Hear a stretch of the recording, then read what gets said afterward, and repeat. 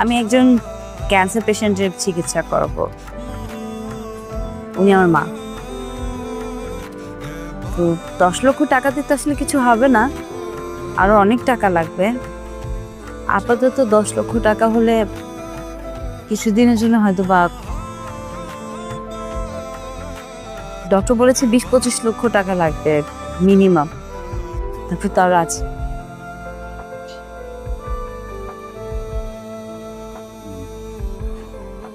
ভাইয়া বেসিক্যালি আপনাকে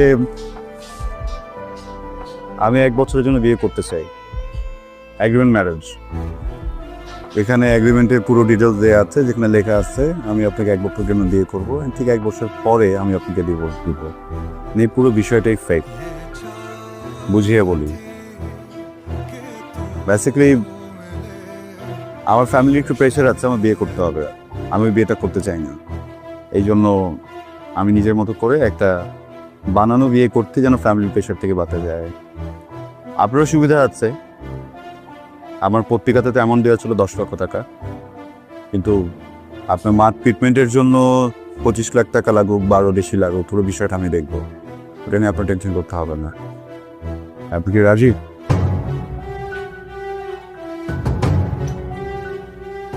পারিয়া, আমি বুঝেই বলছি। দেখেন, এই সম্পর্কের মাঝে আসলে সিরিয়াস কোনো কিছুই থাকবে না, পুরো বিষয়টাই ফেক। জাস্ট ডকুমেন্ট শো করার জন্য বিয়েটা আসলেই করতে হবে, কিন্তু এগ্রিমেন্ট আছে তো 1 বছর পর আপনি ফ্রি। আমার হাতে সময় একটু কম, যদি